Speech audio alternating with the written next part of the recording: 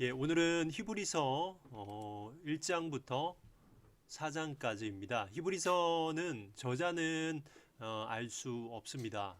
기록 시기는 AD 64년에서 68년경에 기록되어 있고 대상은 유대인 그리스도인들에게 그들을 대상으로 기록했습니다.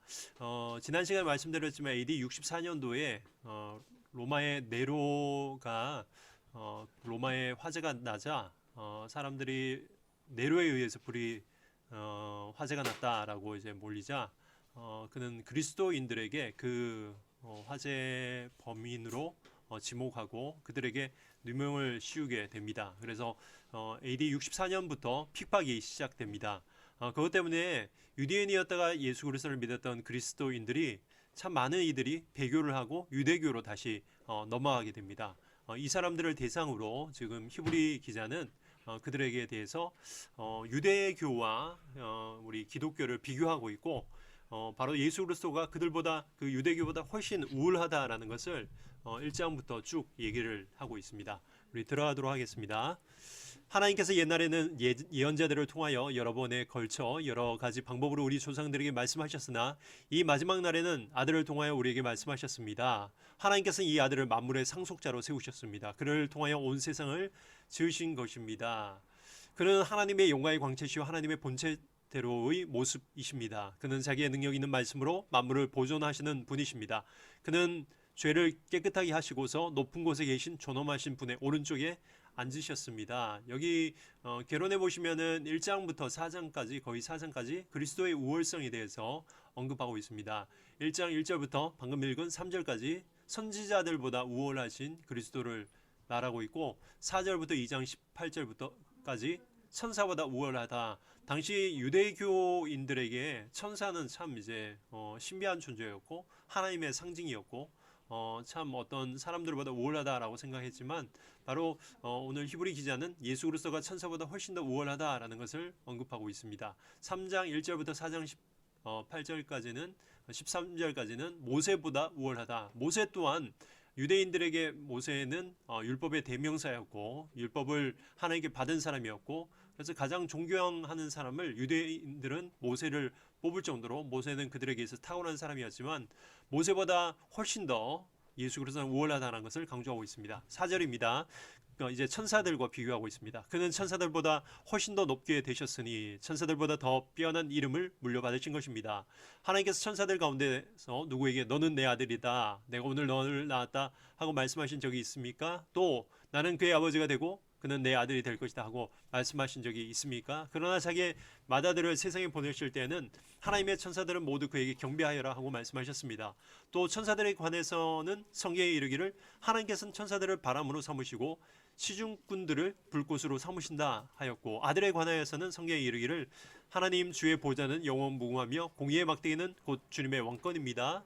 주님께서는 정의를 사랑하시고 불법을 미워하셨습니다. 그러므로 하나님께서는 주님께 즐거움의 기름을 부으셔서 주님의 동료들 위해 높이 올리셨습니다. 메시아를 말하죠. 그리스도를 말하죠. 기름 부음을 받았다라는 의미가 바로 메시아, 또 헬라어 그리스어로는 그리스도에게 담겨져 있죠. 바로 예수 그리스도를 구약에서 말하고 있습니다. 또 이렇게 말씀하셨습니다. 주님께서는 태초에 땅에 기초를 놓으셨습니다. 하늘은 주님의 손으로 지으신 것입니다. 그것들은 없어질지라도 주님께서는 영원히 존재하십니다. 그것들은 다 옷처럼 낡아질 것이요 주님께서는 그것들을 두루마기처럼 말아 치우실 것이며 그것들이 다 옷처럼 변하고 말 것입니다. 그러나 주님께서는 언제나 같으시고 주님의 세월은 끝남이 없을 것입니다. 그런데 하나님께서 천사 가운데서 누구에게 내가 내 원수들을 내 발 아래 굴복시킬 때까지 너는 내 오른쪽에 앉아 있으라 하고 말씀하신 적이 있습니까? 천사들은 모두 구원의 상속자가 될 사람들을 섬기도록 보내심을 받은 영들이 아닙니까? 예, 히브리 기자는 우리가 이제 보이지 않게 하나님은 우리에게 천사를 보내시죠. 천사는 어떤 존재냐? 바로 하나님께서 어떤 하나님의 시중을 들도록 지은 바 된 존재들이 바로 천사인데 여기 보면은 구원의 상속자 저와 여러분을 말합니다. 모두 다 우리를 섬기도록 하나님은 천사들을 보내신다라는 것입니다. 그렇게 히브리 기자는 천사들의 어떤 존재에 대해서 이렇게 정의를 하고 있습니다. 2장입니다. 2장 들어가도록 하겠습니다. 계속해서 천사들과 예수 그리스도를 비교하고 있습니다. 그러므로 우리는 들은 바 더욱 굳게 간직하여 잘못된 길로 빠져드니 없어야 마땅하겠습니다. 천사들을 통하여 하신 말씀이 효력을 내어 모든 범행과 불순종하는 행위가 공정한 갚음을 받았거든 하물며 우리가 이렇게도 귀중한 구원을 소홀히 하고서야 어떻게 그 갚음을 피할 수 있겠습니까? 이 구원은 주님께서 처음에 말씀하신 것이요 그것을 들은 사람들이 우리에게 확증하여 준 것입니다. 그리고 하나님께서도 표징과 기이한 일과 여러 가지 기적을 보이시고 또 자기의 뜻을 따라 성령의 선물로 나누어 주심으로써 그들과 함께 증언하여 주셨습니다. 하나님께서는 지금 우리가 말하는 장차 올 세상을 천사들의 지배 아래 두신 것이 아닙니다. 어떤 이가 성경 어디가에서 이렇게 증언하였습니다. 사람이 모시기에 주님께서 그를 기억하시며 인자가 모시기에 주님께서 그를 돌봐 주십니까? 주님께서 그를 잠시 동안 천사들보다 못하게 하셨으나 영광과 존귀의 멸관을 그에게 씌워 주셨으며 만물을 그의 발 아래에 복종시키셨습니다. 예, 요건 시편 말씀, 시편 아마 8편 정도 될 겁니다. 8편의 말씀하고 있죠. 근데 이제 히브리 기자는 아마 요걸 이렇게 언급하다가 기억이 잘 안 나나 봅니다. 성경 어디엔가 이렇게 증언하였습니다. 시편에 대해서 또 하나님의 아들 예수 그리스도에 대해서 또 천사들에 대해서 요 어떤 관계에 대해서 말씀하고 있죠. 하나님께서는 만물을 사람에게 복종시키심으로써 그게 복종하지 않은 것이라고는 아무것도 없게 하신 것입니다. 그러나 지금 우리가 보기로는 아직도 만물이 다 그에게 복종하고 있는 것은 아닙니다. 예수께서 다만 잠시 동안 천사들보다 낮아지셔서 죽음의 고난을 당하심으로써 영광과 존귀의 멸관을 받으신 것을 우리가 봅니다. 그러나 하나님의 은혜로 모든 사람들을 위하여 죽음을 맛보셔야 했습니다. 하나님께서 만물을 창조하시고 만물을 보존하신 분이십니다. 그러므로 하나님께서 많은 자녀를 영광에 이끌어 이실 때 그들의 구원의 창시자를 고난으로서 완전하게 하신다는 것을 당연한 일입니다. 예, 천사들하고 계수해서 비교하고 있죠. 거룩하게 하신 분과 거룩하게 되는 사람들은 모두 한 분이신 아버지께 속합니다. 그러므로 예수께서는 그들을 형제 자매라고 부르시기를 부끄러워하지 않으셨습니다. 그리하여 그분은 내가 주님의 이름을 내 형제 자매에게 선포하며 회중 가운데 주님을 찬미하겠습니다 하고 말씀하시고 또 나는 그를 신뢰하겠습니다 하고 말씀하시고 보십시오 내가 여기에 있습니다. 또 하나님께서 내게 주신 자녀들이 여기에 있습니다 하고 말씀하셨습니다. 이 자녀들은 피와 살을 가진 사람들이기에 그도 역시 피와 살을 가지셨습니다. 그것은 그가 죽음을 겪으시고 죽음의 세력을 쥐고 있는 자 곧 악마를 멸하시고 또 일생 동안 죽음의 공포 때문에 종노하는 사람들을 해방시키기 위함이었습니다. 그것을 위해서 주님은 십자가에 달리셔서 고난을 당하셨다라는 거죠. 사실 주님께서는 천사들을 도와주시는 것이 아니라 아브라함의 자손들을 도와주십니다. 그러므로 그는 모든 점에서 형제 자매들과 같아지셔야만 했습니다. 그것은 그가 하나님 앞에서 자비롭고 성실한 대제사장이 되심으로써 백성의 죄를 대신 갚으시기 위한 것입니다. 그는 몸소 시험을 받아서 고난을 당하셨으므로 시험을 받는 사람들을 도우실 수 있습니다. 주님께서 우리를 위해서 고난 당하시고 주님께서 우리를 위해서 낮아지는 이유는 바로 우리를 구원하시기 위함이죠. 잠시 잠깐 낮아지시고 마치 천사들보다 낮은 모습처럼 보이지만 그렇지 않다는 거죠. 천사들보다 우월하시지만 낮아지신 이유는 바로 우리를 위해서 고난 당하시고 그래서 우리를 구원하시기 위해서 우리를 위해서 낮아지신 것이지 그래서 잠시 잠깐 어떤 낮아진 것이지 천사들보다 못한 분이 아니다라는 것입니다. 그래서 천사들보다 훨씬 더 유대인들이 생각하는 그 천사는 굉장히 높은 존재입니다. 그러나 그 천사보다 더 높은 분이 바로 예수 그리스도다라는 것을 지금 비교하고 있는 것입니다. 히브리서 3장입니다. 3장부터는 이제 모세와 예수 그리스도에 대한 비교, 모세보다 훨씬 우월하다라는 것을 강조하고 있습니다. 그러므로 하늘의 부르심을 함께 받은 거룩한 형제 자매 여러분, 우리가 고백하는 신앙의 사도요 대제사장이신 예수를 깊이 생각하십시오. 예, 깊이 생각하는 거죠. 계속해서 그리스도에 대해서 말을 하고 있고 12장 1절에 보면은 예수 그리스도를 또 바라보자라는 말씀이 있습니다. 계속해서 깊이 생각하라, 예수 그리스도를 바라보자, 생각하라. 이것이 히브리 기자가 계속해서 강조하고 있는 어떤 단어, 어떤 문장입니다.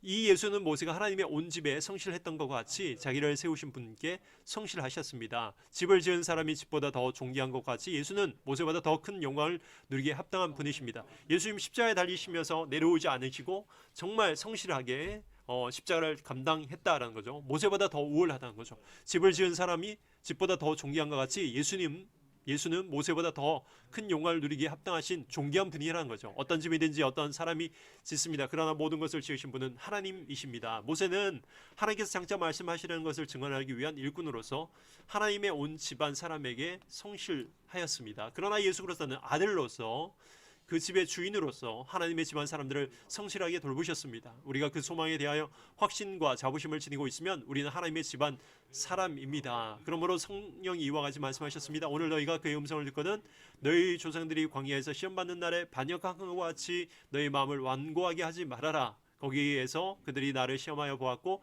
40년 동안이나 내가 하는 일들을 보았다. 그러므로 나는 그 세대에게 분노해서 말하였다. 그들은 언제나 마음이 미혹되어서 내 길을 알지 못하였다. 내가 진노하여 맹세한 대로 그들은 결코 내 안식에 들어오지 못할 것이다. 형제자매 여러분, 여러분 가운데서 믿지 않는 악한 마음을 품고서 살아계신 하나님을 떠나는 사람이 아무도 없도록 여러분은 조심하십시오.